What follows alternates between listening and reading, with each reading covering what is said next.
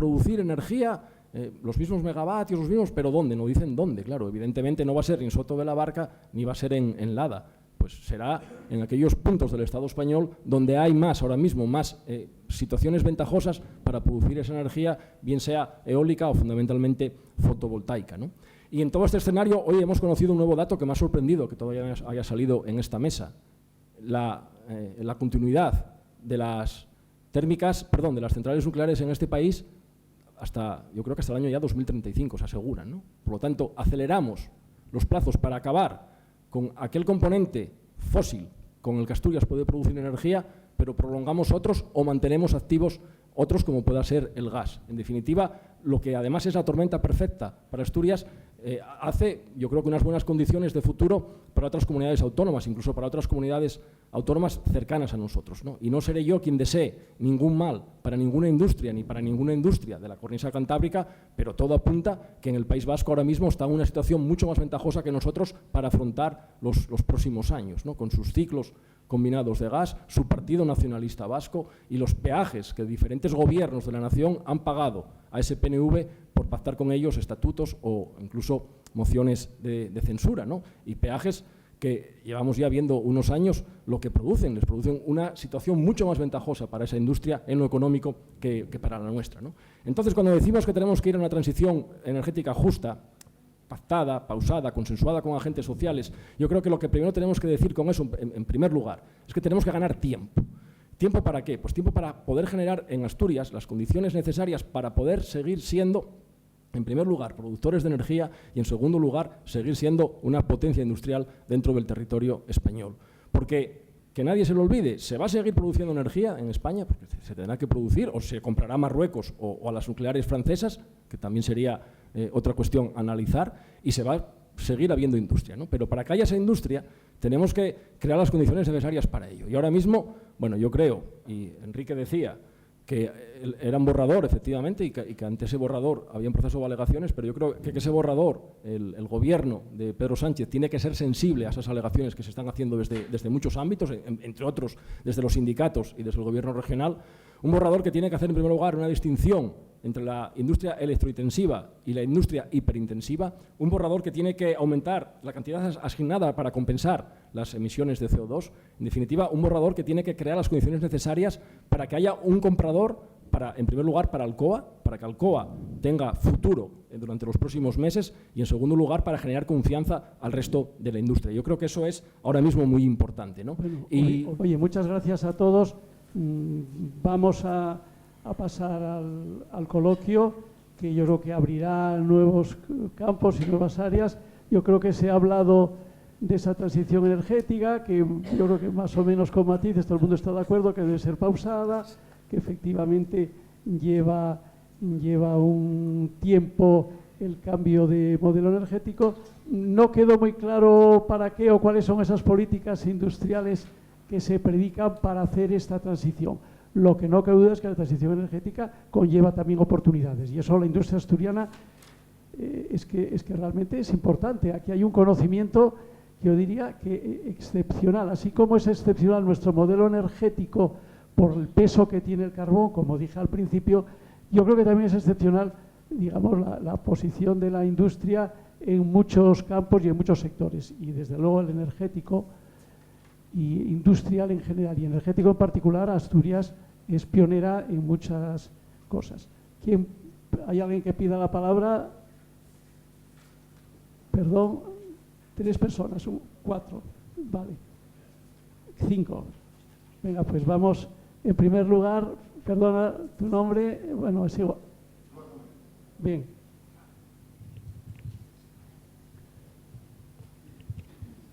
Sí, os pedimos que habléis por el micrófono porque así queda grabado. Sí, la se oye, ¿vale? Se oye bien, ¿no? Sí, muy bien.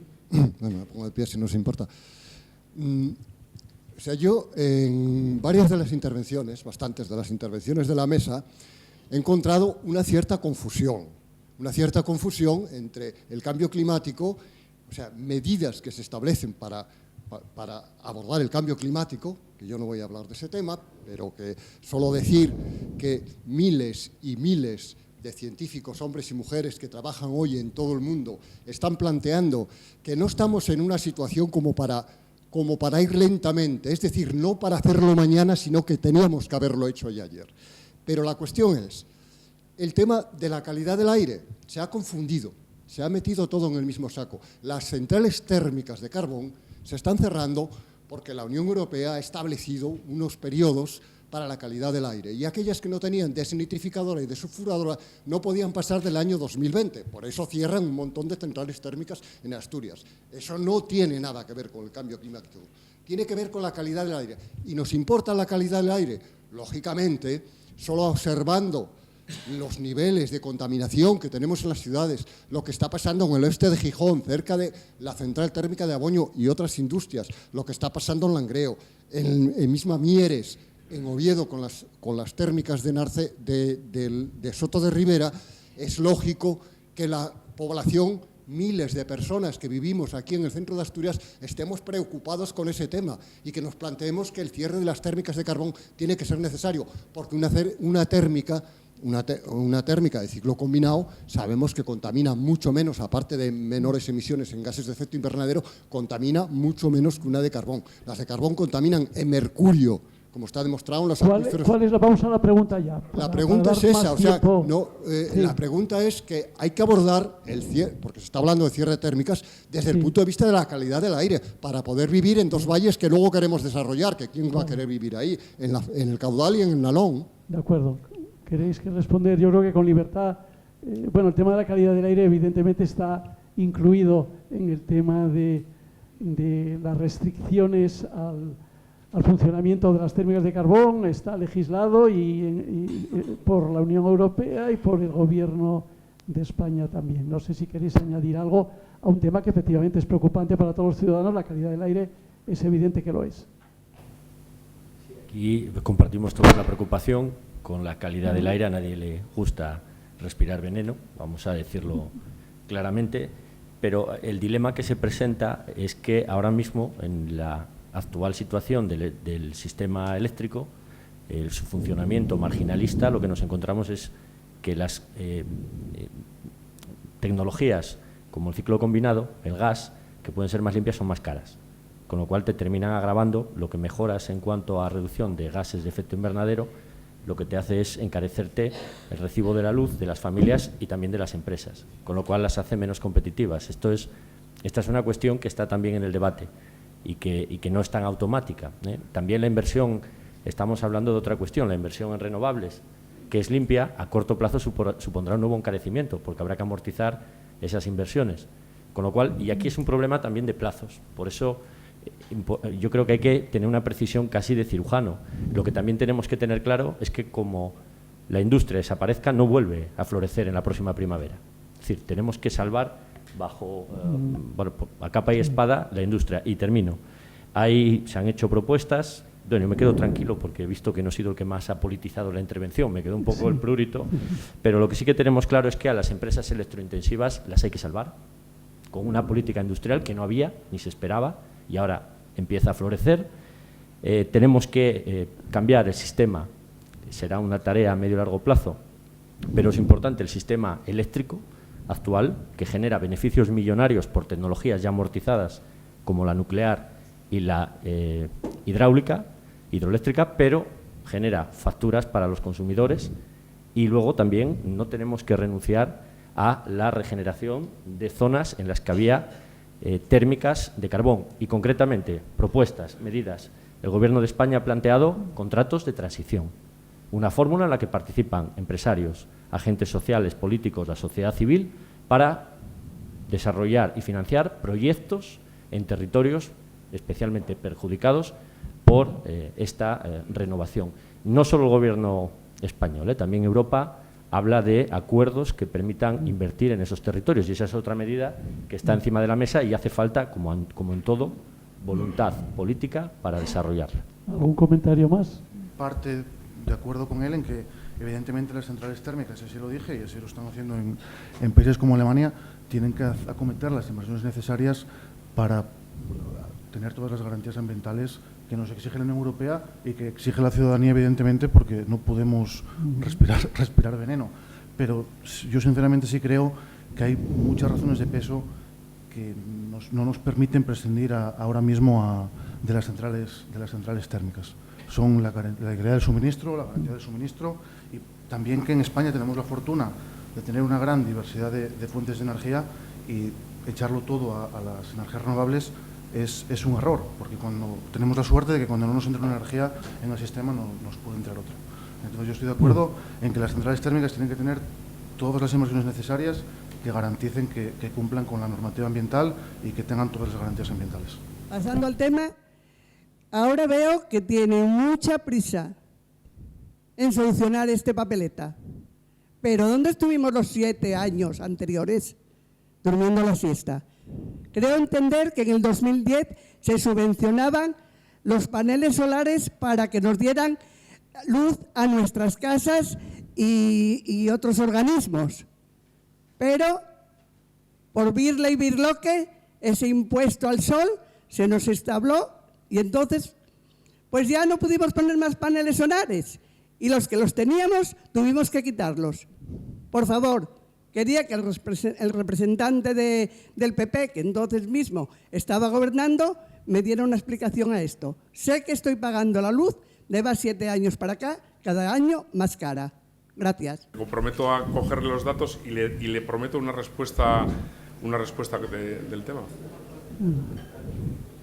Quería hacer un apunte, porque yo creo que el presente, o algunas dificultades del presente, pues naturalmente se explican por el pasado, ¿no? Y estamos aquí diversos grupos políticos y yo creo que, en fin, sin entrar en algunas disputas típicas que se están tirándose los trastos, a ver, mi grupo considera que la situación que tenemos en la actualidad tiene unos responsables. Aquí antes se habló del cupo vasco, aquí se habló de acuerdos. Podríamos hablar que con el tema de la energía y con el tema de la tarifa eléctrica y con el tema de las renovables se han cometido errores políticos en este país muy importantes que estamos pagando todos. Y se han financiado determinado tipo de políticas en detrimento de otras, por ejemplo, en relación, en el caso asturiano, con la reconversión de la minería. Sí, esto hay que decirlo, porque si no estamos silbando.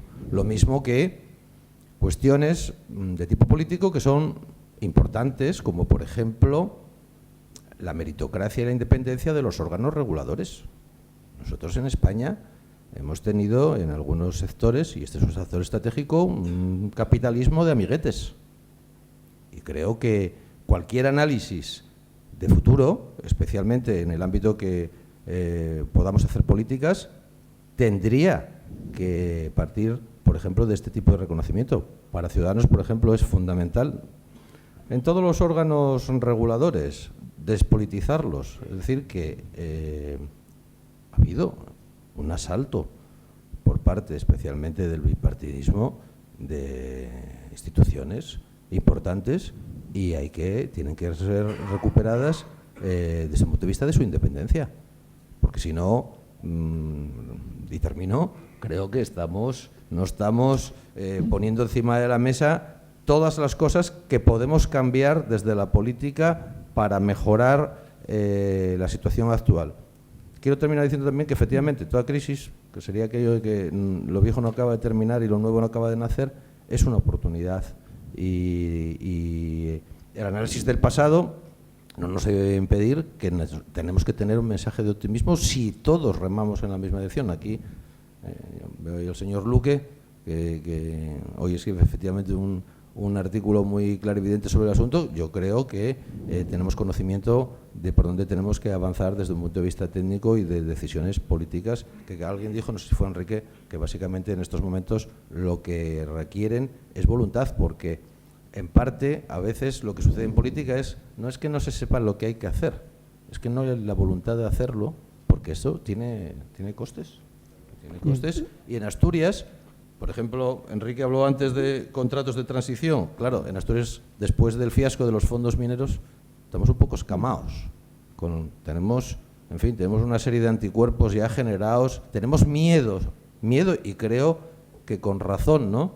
Lo mismo que los gijoneses tenemos miedo a los planes de ordenación urbana después de que nos construyeran el muro San Lorenzo, que nos impide tener durante 8 meses al año sol en la playa, ¿no?